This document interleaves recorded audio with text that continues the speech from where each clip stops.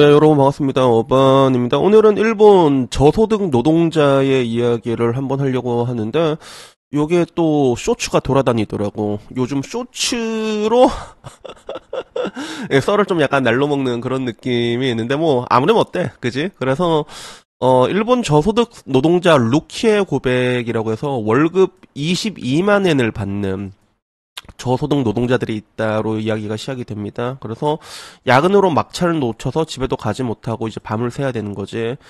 나이도 저랑 비슷해. 42살 루키라고 하면 저랑 동갑이잖아요, 사실상. 일본 나이 42이면 거의 그 정도 언저리인데, 전형적인 계약직 노동자로 살고 있고, 하루 일과를 마친 그는 이제 집에 갈 수가 없어서 비싼 택시비 대신 2,200엔으로 작은 DVD방에서 하룻밤을 보낸다라고 얘기하는데, 일본에는 저런 데가 많은가 봐. 그래서 좀 밤늦게까지 일을 해도 근데 교통비를 왜 지급을 안 하지? 저는 도쿄 같은 데 저번에 갔을 때도 보니까 이치란 라멘 같은 데는 24시간 하는 데가 많단 말이야. 그러면 공고를 붙여. 시급이 얼마였더라? 한 1,600엔 정도 됐던 걸로 기억해. 1,650엔인가 조금 높은 편이지. 근데 거기 뭐 교통비하고 다 지급하는데 그렇게 적혀있던 걸로 기억을 하거든. 근데 뭐 안 그런 것도 있나 보지. 그래서 결국에는 교통비를 못하고 여기서 자는 이유가 일본은 택시비가 살인적이거든. 우리나라 딱 정확히 3배라고 보시면 됩니다. 우리나라에서 10,000원에 갈 거리 일본이면 30,000원이 나온다고 보면 되거든. 그러니까 그것 때문에 하룻밤을 보낸다 이렇게 얘기를 하더라고. 그래서 참고로 그 일본 원나잇 노하우 중에 하나가 잠깐만 갑자기 이 얘기가 미안한데 일부러 택시 시간 딱 놓쳐갖고 그 지하철 전철 딱 끊기게 되잖아. 그러면 일본 여자들 중에서도 에이 그냥 한 번 주지 이러고 자는 사람들이 있다. 실제로 있다고 하더라고. 그래서 이게 합석해서 술 먹고 이런 데가 있잖아. 요새는 뭐라고 말하는지 모르겠는데, 그런데 남자들이 일부러 갈 때, 여자들은 꽁술 먹으러 오는데, 막, 저녁 7시 오고 이런 데 되면 여자들이 훨씬 많은데, 한 12시 넘어가잖아. 12시쯤 되고 11시쯤 되면, 남자가 압도적으로 많아지는 게 그래서 그렇다고 하더라고. 그래서, 그리고 이제 교통비가 비싸니까 이런 일들이 일어나는 건데, 결국에는 일을 마치고 라면 3개와 과자, 그리고 물 한 병을 사서 이제 그걸 먹는 거지.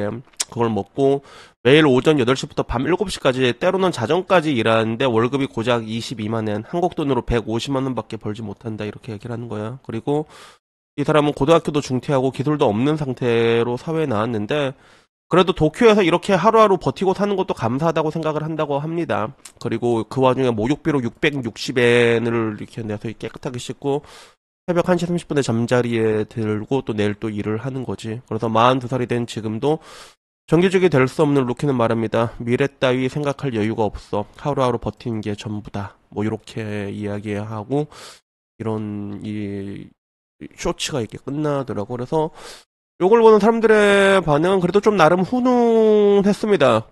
범죄 안 저지르고 스스로 벌어서 사는 인생은 멋있는 거다. 맞아. 나쁜 짓 안 하고 사는 게 어디야. 맞지. 성실하게 돈 벌어서. 그리고 자기 밥벌이나 하고 살기에도 대단하다 생각한다. 요즘은 자이든 타이적이든 그렇지 못한 사람이 많지 않냐. 그리고 저 사람은 준내 강한 거다.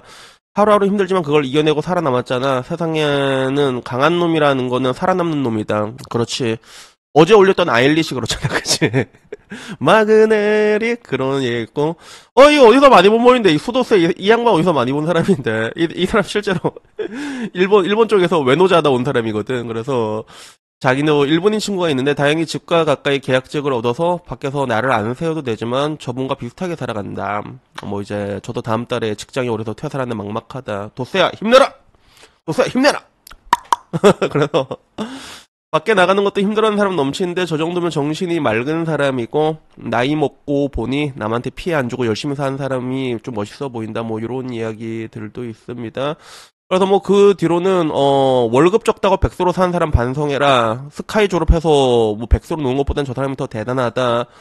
그리고 그 뒤에 22만 엔이 언제부터 150만 원이었냐, 환율이 다르냐 이렇게 얘기하는데 저거는 22만 엔을 받아가지고 세금을 떼잖아요. 그러면 한 저 정도 나옵니다. 실제로 저렇게 22만 엔 받아야 하고 세금 떼잖아. 그러면 한 160만 원 한 그 정도 나올걸 실제로 환율 계산하면 그런 것 같아. 그래서 일단 이게 좀 안타까운 게 저 루키 저 나이대가 저랑 비슷한 나이잖아요. 저 때가 일본이 되게 힘든 때였어. 취업 빙하기라고 불리던 시기였거든. 그래서 그 당시에 동북아시아도 많이 힘들었잖아. 태국발 경제위기 휘청거리고 IMF 우리 98년 터지고 그리고 일본은 그 전에 이미 1990년대 초반에 버블이 터졌잖아. 그래서 점점 힘들어지다가 특히 취업 빙하기가 가장 심했던 시기가 거의 1998년부터 2005년까지거든. 이때가 진짜 힘들었단 말이야. 그래서 이 당시에 대학교를 졸업하거나 이런 사람들 중에서 망가진 사람들이 되게 많아.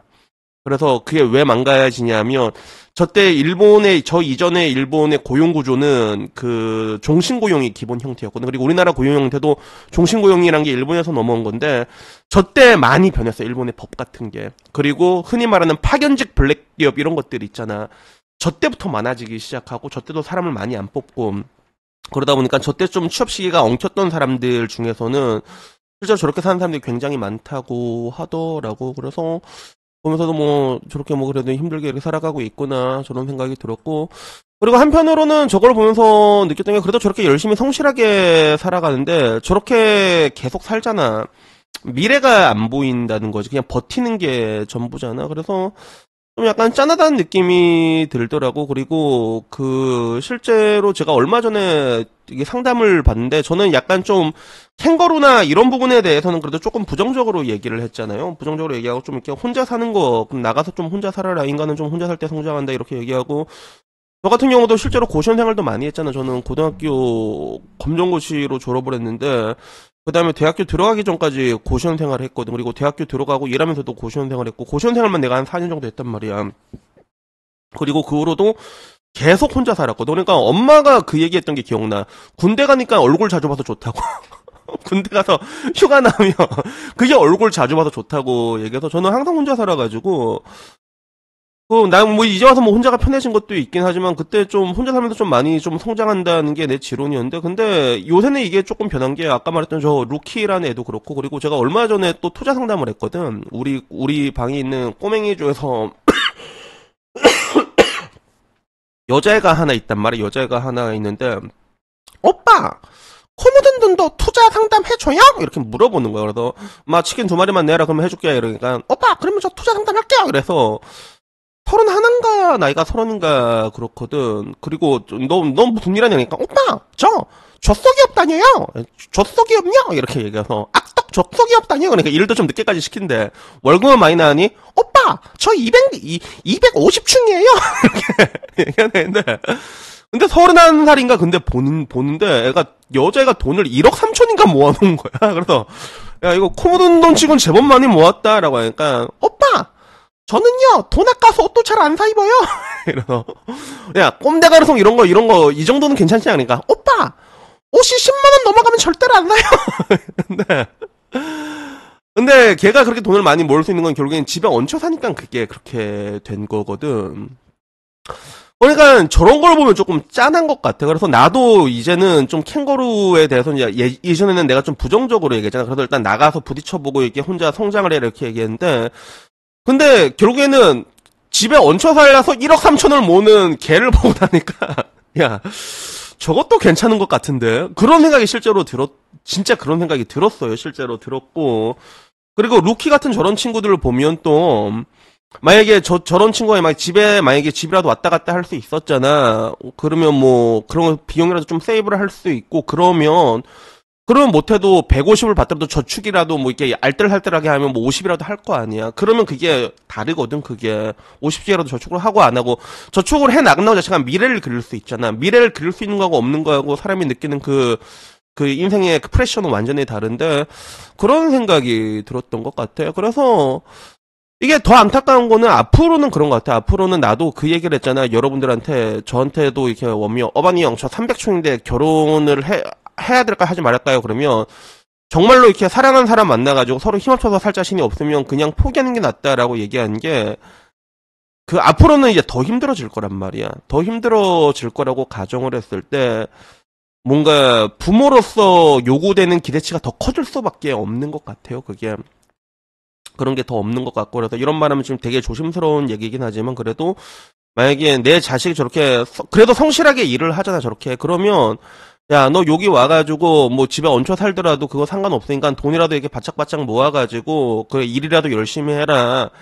솔직히 요새는 저렇게 일이라도 열심히 하면 정말 그게 대단하게 보이는 것 같아. 그래서 저도 이제 제 구독자들 보게 되면 나이가 어린데 막 버스기사 경력이 막 20대 초부터 시작해서 8년씩 운전하고 그런 애들이 있거든. 그거 보면 되게 대단해 보여, 그런 애들이 보면. 그래서 저런 것도 보니까 뭔가 좀 생각이 조금 달라지는 게 있는 것 같아요. 그래서 어쨌간에 제가 한 6개월 전에도 얘기했잖아. 요새는 이제 적응의 시대다라고 얘기를 하고 그냥 사람이 성실하게 일만 해도 정말 대단한 거다라고 생각을 하는데 근데 또 저렇게 성실하게 살아갔던 사람들은 그 몸에 그게 배겨 있게 돼 있거든요. 그게. 그러니까 아무쪼록 여러분들에게 얘기하고 싶은 거는 좀 저렇게 뭐 그래도 좀 이렇게 성실하게 일하는 거 그렇게 일만 해도 참 대단하다라고 얘기하고 싶고 그리고 대한민국은 되게 안타까운 게 막 이제 그렇게 일을 해도 300이면 300충이라고 막 두드려 패잖아.